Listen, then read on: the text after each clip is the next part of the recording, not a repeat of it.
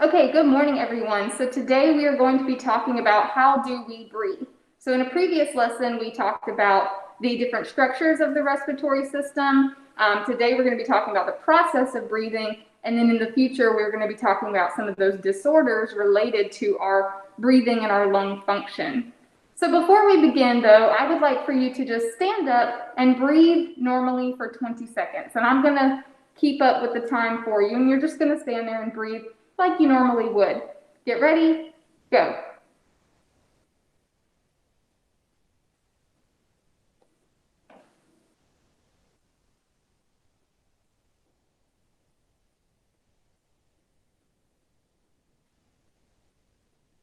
Okay, keep breathing.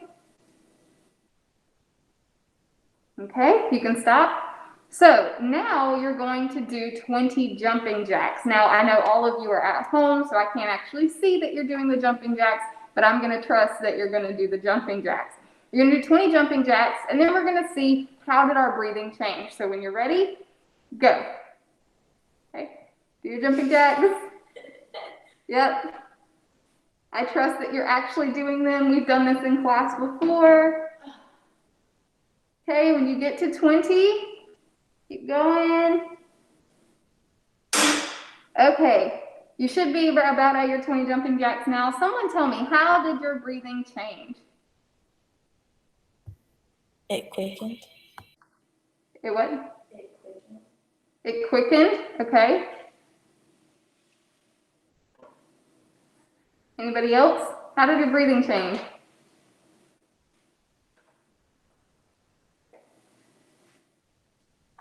Did it get harder for you to breathe? You felt like you had to breathe faster? Sorry, there's echo happening on the board here. Okay, so why do you think this happened? Anybody have an idea?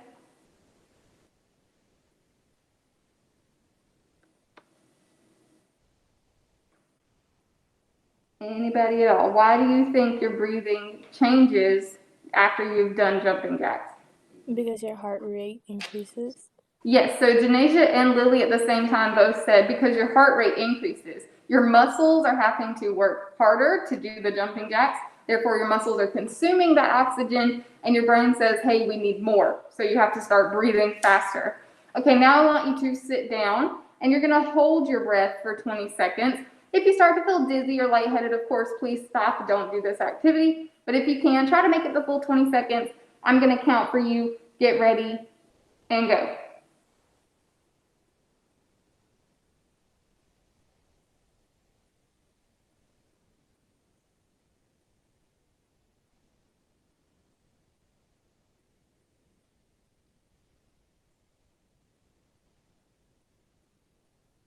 Okay, stop.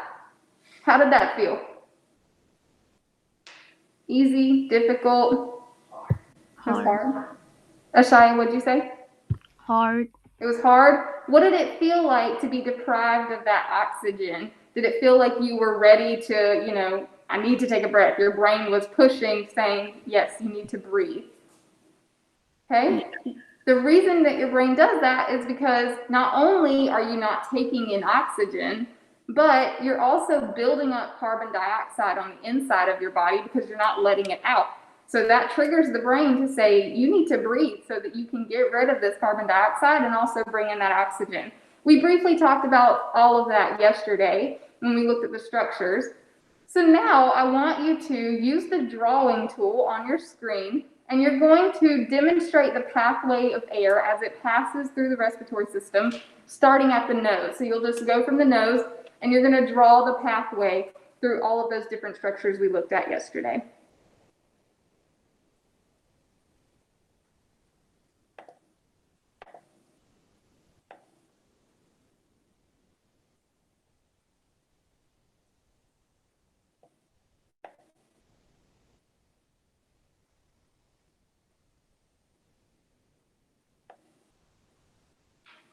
Okay, good. Janasia's got it.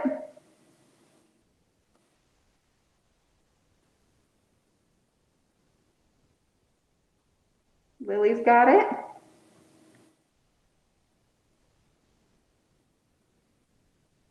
Zaria's got it.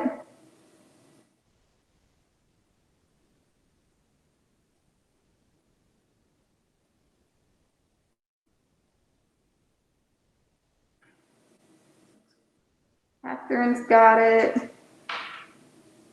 Okay, good. So someone tell me, when we start at the nose, where do we go after the nose? Nasal cavity. Yes, the nasal cavity, then where? The pharynx, then the larynx. Good job. Then the trachea. Okay, and then? Yep, bronchi, and then where? Bronchioles. Bronchioles, and lastly? Alveoli. Alveoli, perfect. And in the alveoli is where that gas exchange and oxygen carbon dioxide exchange actually takes place.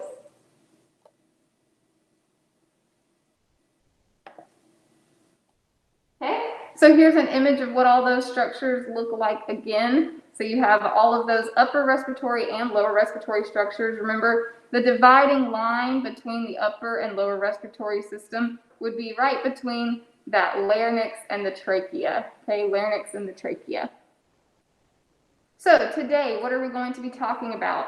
So by the end of this class, I would like for you to be able to describe the process of respiration, both on a mechanical level. So what are the structures doing?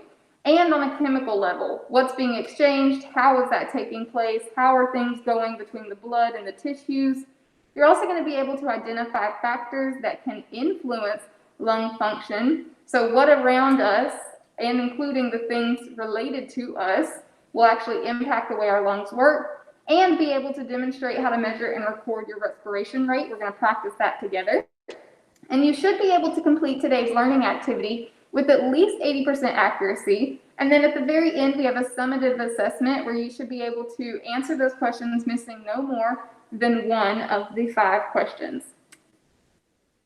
So, mechanical process of breathing. We briefly touched on this yesterday, but can someone tell me what is happening to the diaphragm when we breathe in, when we take in air? Anybody? It contracts.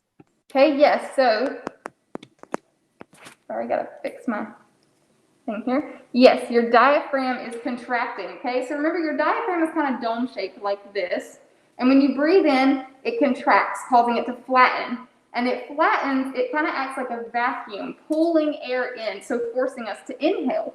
What happens when we breathe out? It relaxes, the opposite of that.